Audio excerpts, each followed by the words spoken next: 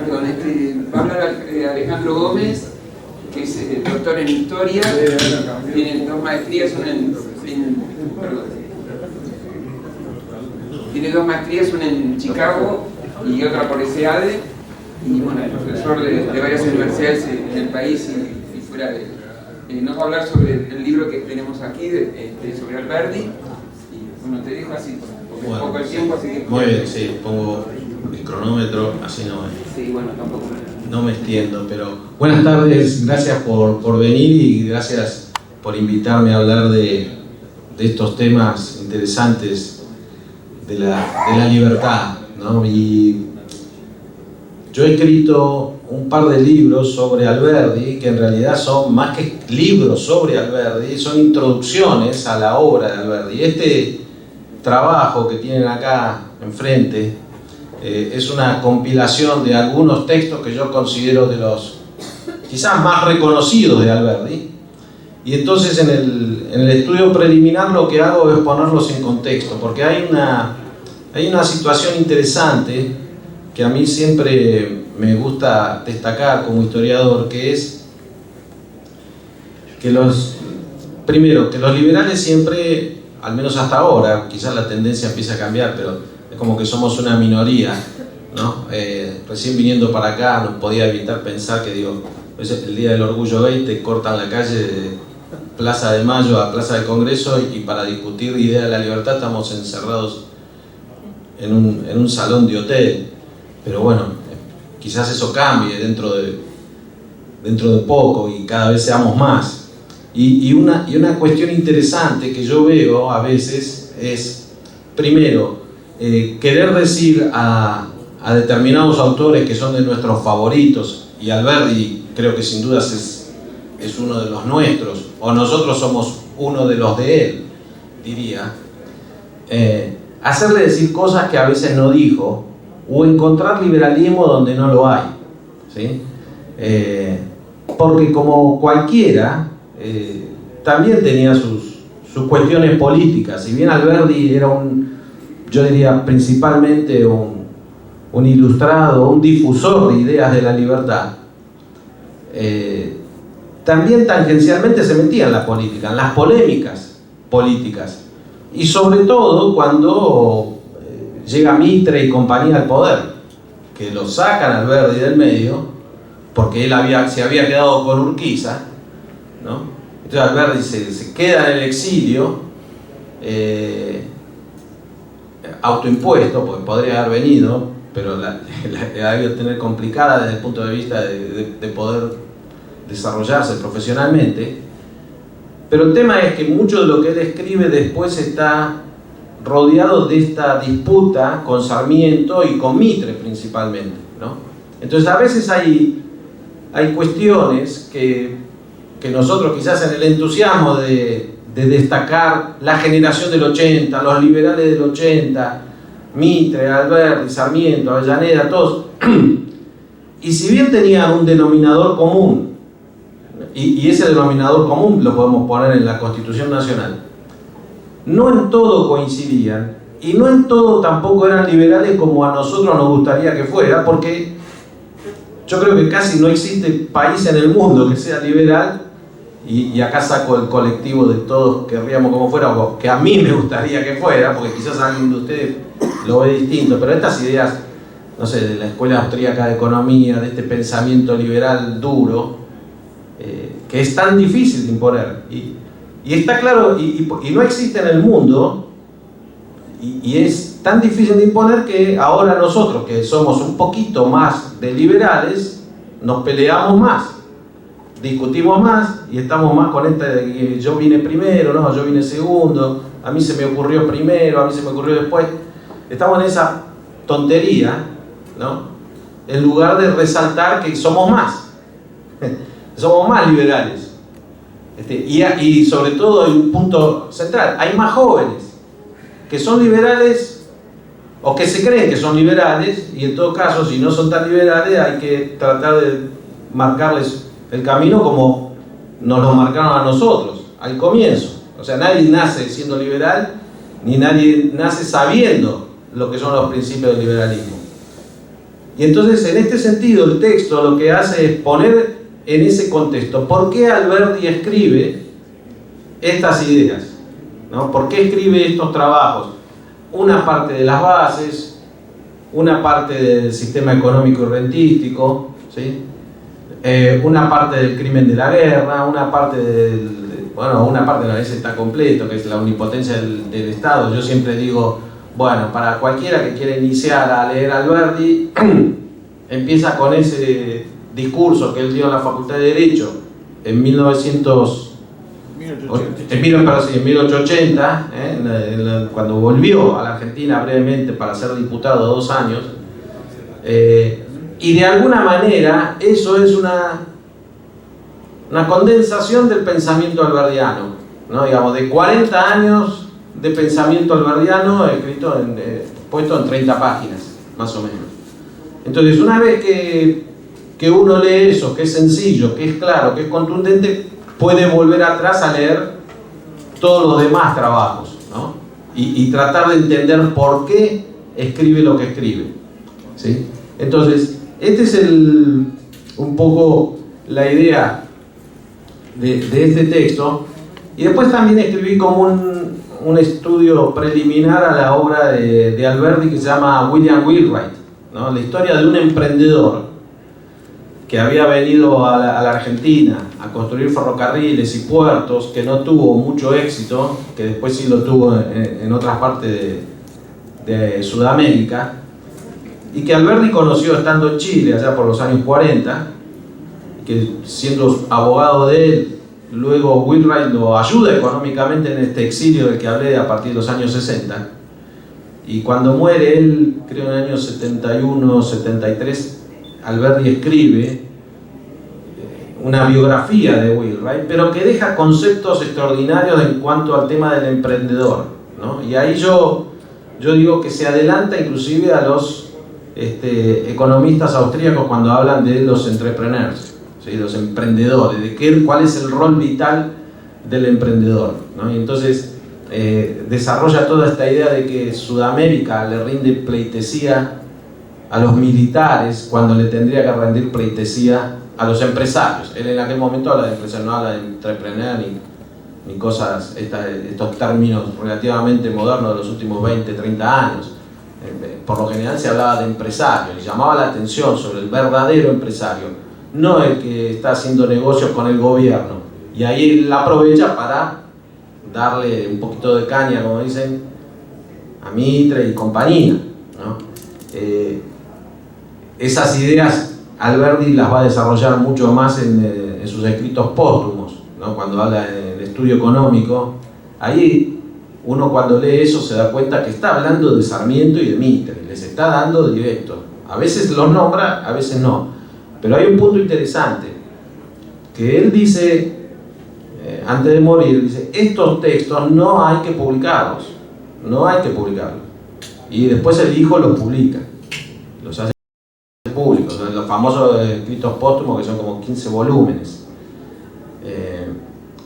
Y ahí se ve parte de la cuestión política de la que yo hablo. Está todo el tiempo escribiendo contra esto sin mencionarlos.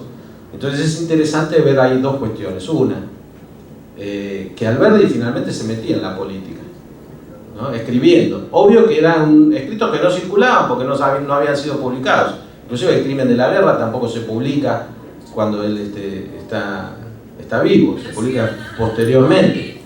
Y la otra cuestión que es muy interesante para mí es ver dos cosas, o tres, pero a ver si se me ocurren dos. Primero, que toda esta generación, llamada generación del 80, que después es un tema para discutir, pero que no viene al caso hoy, no estaban de acuerdo en todo. Primero eran políticos, ¿no? Políticos, yo diría superiores, ¿no? A lo que tenemos hoy, más allá de que tienen distintas ideas, pero era otra clase de política, vamos a decirlo, que no estaban de acuerdo en todo y que además aspiraban al poder permanentemente y se hacían trastadas unos a otros, y cuando no les gustaban algún resultado de una elección tomaban las armas y se levantaban en armas. Entonces, no podemos ser ingenuos de decir que porque de hoy se va del partido A al partido B, es un tránsfuga y aquellos eran todos buenísimos. No, porque Mitre cuando pierde una elección se levanta en armas, está 3 años preso. Porque Carlos Tejedor, cuando ve que no lo nombran candidato del Partido Autonomista Nacional, se levanta en armas. Y ahí se produce la federalización de la ciudad de Buenos Aires. Entonces, y lo mismo pasa en 1890. En fin, eran políticos como cualquiera. La gran diferencia es que la Constitución Nacional era la guía, era el objetivo final. Todos estos podían disentir y lo hacían duramente. Como digo, se levantaban en armas. Imagínense hoy alguien quisiera esto, está bien, son otras épocas, pero entonces tampoco podemos ir nosotros como unos tontos a decir los liberales de 1880 eran todos. No, señor, hay que leer un poco de historia. O sea, queda como un tonto, ya. Porque te agarra, porque los otros sí leen historia.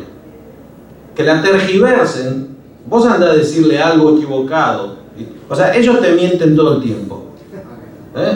La tergiversan todo el tiempo. Ahora, cuando vos la tergiversás, ellos saben que la estás tergiversando y te exponen. Y queda como un tonto, ¿no? Entonces, no eran todos amigos, no eran todos ultraliberales, no eran gobiernos liberales. ¿Sí? Pero como yo siempre digo, y con esto cierro, es cuánto más cerca estaban de ese liberalismo que nosotros queremos que los de ahora. Estaban muchísimo más cerca. Entonces eso es lo que hizo que el país creciera mucho más. Es decir, no tenemos que caer en esta de decir, no, la generación del 80 eran liberales austríacos. No, no existían ni los austríacos, recién estaban surgiendo. Pero tampoco eran esos. Para el ferrocarril, para que venga a establecerse en Argentina, tuvo que tener garantías. La ley de ferrocarriles garantizados. Y después encima hubo toda unas corrupción, unas corruptelas con eso. Y se construyeron miles de kilómetros de ferrocarril. Entonces, y eso fue bueno, fue muy positivo. Y la llegada de inmigrantes, ni hablar y todo esto. Ahora, no caigamos en el simplismo de decir, bueno, aquellos eran liberales y esto de ahora no, o tal. Eran muchísimo más liberales que los de ahora. Quizás menos de lo que uno quisiera.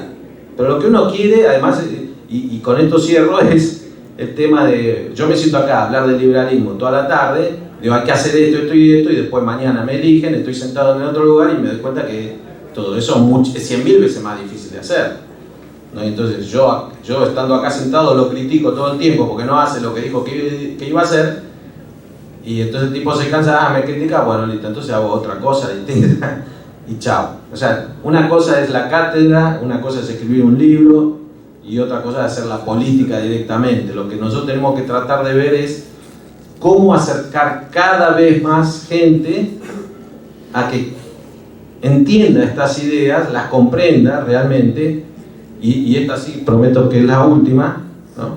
No sé acá como estoy estoy justo, pero que creo que es la esencia o una de las esencias más importantes del liberalismo, que es la de discutir, ¿no? Es decir, viste que a mí viene uno y dice, perdón, pero yo no estoy de acuerdo. No, saca el perdón, no estoy de acuerdo, listo.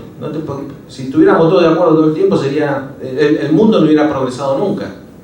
O sea, no estoy de acuerdo. Los liberales que nos jactamos de la diversidad y qué sé yo, cuando viene uno y te critica, lo bloqueas. ¿Viste? O es un anti no sé qué.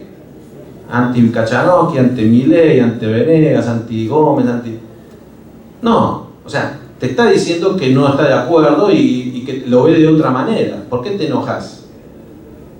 Porque son intolerantes, se enojan. Entonces, si sos intolerante, entonces salite del equipo de los liberales, porque si sos liberal tenés que aceptar la diversidad. Porque si solamente vas a aceptar lo que te gusta, entonces no sos liberal. Resulta que se dio la casualidad que lo que a vos te gusta son estas ideas, que se llaman libertad o liberales, y vos las aceptás, y aceptás a todos los que creen en eso, y al que cree distinto no. Eso es un fanático como el otro. Nada más que defendiendo otras ideas. Pero es algo por el estilo. Bueno, listo, no quiero abusar del tiempo de todos ustedes. Creo que estoy ahí. Perfecto.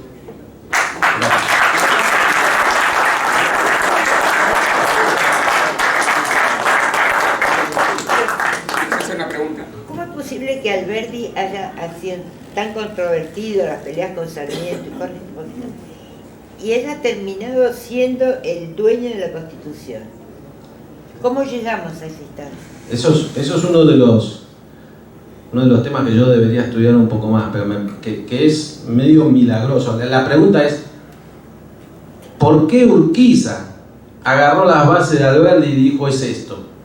Porque ese es el otro personaje que nosotros siempre ignoramos en la historia. Urquiza es uno que quedó mal siempre. ¿Por qué? Porque Urquiza, primero, siempre fue rosista. Es el típico caso de que el que se da vuelta, según de qué lado se da vuelta, no es un traidor. Este es el caso de Urquiza. Bueno, nos va a ayudar a sacarnos de encima Rosas. Nos ayuda a sacar de encima Rosas y después se queda él. Y los de Buenos Aires dicen, no, ahora te tenés que ir vos. No, ahora vamos a organizar esto. Bueno, como tenía el poder, se quedó. Y entonces Sarmiento, Mitre, Alsina, esto, dijeron, no, hay que sacarlo, nos separamos, se separa Buenos Aires de la Confederación. Y Urquiza, y Alberdi le manda las bases y Urquiza las toma las bases. Yo creo que no entendía nada, no sé por qué tomó las bases. Y las bases fueron las que guiaron a los constituyentes de Santa Fe. Se hizo la Constitución. Y claro, después no la cambiaron, hicieron modestos cambios en 1860, cuando Buenos Aires se reincorpora. Un par de cosas. Pero la esencia no cambia. Y no la cambió nadie la esencia. Hasta que Perón se dio cuenta de si yo quiero ser Perón, con esta Constitución no va. Fue el único tipo que tuvo el coraje de decir, esto no va. Y entonces hago mi Constitución de 1949, que es el peronismo, ¿no? Y el otro día, bueno, yo siempre digo, no me voy a meter en alguna polémica, pero no puedo. El otro día una persona decía, los radicales votaron al artículo 14 bis y tal. Bueno, hay todo un lío ahí, ¿no? Porque, digamos, Perón convocó la constituyente y reformó la Constitución, como decía la Constitución de 1853, puso una espantosa Constitución peronista. Pero la manera de volver a la de 1853 es más espantosa, porque hay un golpe de Estado de donde ya no hay una cierta legalidad. Bueno, hay todo un debate que yo conozco. Pero una manera de salvar esa situación era, bueno, me agregan el 14 bis. Si no, no le damos los votos y se cae la constituyente y queda la otra constitución. Y bueno, ahí está. Y eso es un espanto. Pero tu pregunta específicamente, hay que apuntar siempre más a Urquiza, que es un personaje, claro, que después Urquiza pierde en Pavón, y entonces quedó como traidor de unos y de otros, y no tiene la importancia de estos años fundacionales, porque claro, los que ganaron son los de Buenos Aires. Y entonces borraron a Urquiza, y una cosa más que es interesante, porque siempre tenemos nosotros como la idea equivocada, y yo la tuve mucho tiempo, yo voy leyendo, aviso, no debería hacerlo, pero acá hay cosas que después yo vi que hay pequeños detalles que son diferentes, que yo dije, y siempre pasa el que escribe un libro que cuando terminó de escribir encuentra otra cosa que dice, que es que Alberdi no lo silencian los peronistas y tal, lo silencian Sarmiento y compañía. No es que Alberdi... ¿Y por qué? Bueno, ahí están esas cosas políticas, miserias políticas o envidias políticas, lo que sea. Son los liberales los que lo borran a Alberdi, ¿no? Estaban en el exilio y tal. Por más que después cuando muere se hacen las obras completas, la edición allá en el año 87, 88. Pero no, o sea, porque después si no caemos en esta de que como somos liberales somos todos buenos, no, tenemos la misma miseria de cualquiera. ¿Me permitís una...? Sí. En el discurso de 1880, Alberdi se hace un análisis, se queja amargamente de que dice que la Constitución es un papel escrito, como yo creo, y nada más. Y que en realidad, más allá de eso, es una cuestión filosófica, de que para qué sirve y por qué hay que hacer una Constitución. Que en realidad siguen rigiendo las leyes de India, dice, en 1880. ¿Con eso qué quiere significar? Eso, de que la Constitución, por muy linda que sea, puede ser papel escrito nada más. Sí, y bueno, y también está hablando de esto, de estos personajes. Bueno, él se pelea también con Vélez Sarsfield, no sé si por la codificación o porque era enemigo de Vélez Sarsfield. También con Sarmiento por el tema de la educación. La educación, al hacer leyes de educación, lo que hacen es cristalizar un momento, sacan una foto y de ese momento, que es todo el positivismo legal, sacan una foto de ese momento y después para la eternidad tiene que ser lo que dijeron en esa época. Así como pudieron hacer ¿cómo se llama? Lo de Ramos Mejía, no me sale la palabra. La educación patriótica. Sí, yo, digamos, en ese discurso, él lo deja entrever, pero en los escritos póstumos, él habla mucho más de todo esto, de que no se está cumpliendo para nada la Constitución. Yo diría que, bueno, ahí después nosotros, ya con la mirada, porque él está en ese momento también en otro de estos escritos póstumos, dice, bueno, ahora con todo el avance ya se terminan las guerras, no va a haber más guerras en la humanidad, y faltaban 40 años para la Primera Guerra Mundial, uno se le puede reír en la cara si quiere, pero bueno, está bien, el tipo está en su momento, ¿no? Entonces, yo creo que él,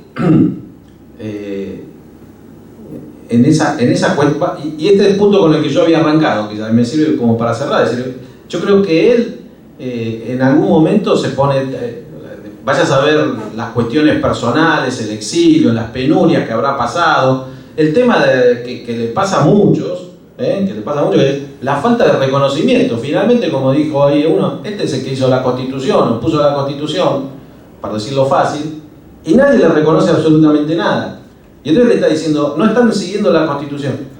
Bueno, perdón, pero si vos mirás en 1910, el país es extraordinario. Él tiene un crecimiento extraordinario en todos los aspectos.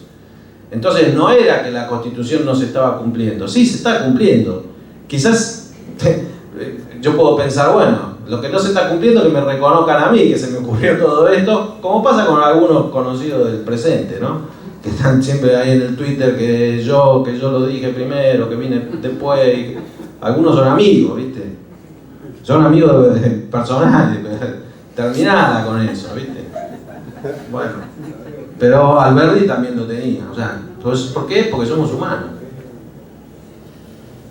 Sí. Bueno, perdón, bueno, sí, por favor, porque lo que pasa es que no queremos demorar, sino se va alargando. ¿Puedo ser corta? Sí. Te felicito por tu exposición, me gustó mucho.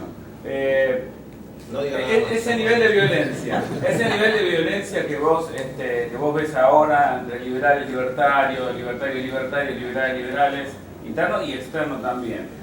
¿Podés hacer algún tipo de parangón justamente porque las cartas que se dirigían entre ellos eran muy violentas? Creo que Sarmiento le dijo, vos no sabés montar a caballo. Sí, se decían de todo. Bueno, yo siempre digo, las 101 y las cartas quillotanas entre Sarmiento y Alberdi es un libro delicioso, ¿no? Y se dicen de todo, Alberdi siempre más moderado, Sarmiento siempre más salvaje. Sarmiento podría ser nuestro conocido, ¿no? Javier Milei, más así, más vehemente. Sarmiento era así. Con pelo. Sí, sin pelo, ¿no? Un poco más elevado intelectualmente, pero sí, y no hay que tener miedo a eso, ¿viste? El problema es ese, que sí, o sea, el problema es y estos se descalificaban personalmente también, Sarmiento a Alberdi, no Alberdi a Sarmiento. Alberdi lo ninguneaba. Sarmiento tenía un problema con esto, y con esto cierro, es que él no se había recibido de la universidad. Y esto le tiraban el título por la cabeza, le tiraban el cartón por la cabeza. Y Sarmiento siempre estaba con estos doctorcitos que se creen que son y tal, y tal. Y entonces es lo que hace cada uno, ¿viste? Lo que te dicen a vos nunca saliste de dar clase del aula, no sabes nada, y el otro te dice, vos nunca leíste, anda a leer no sé qué cosa, porque saben que no la vas a leer, y estamos igual. Ahora, la gran diferencia era que discutían estos, o ganaba este o ganaba el otro, y la Constitución era la misma, no se cambiaba, y el norte era el mismo. Bueno, gracias a todos, porque ahora...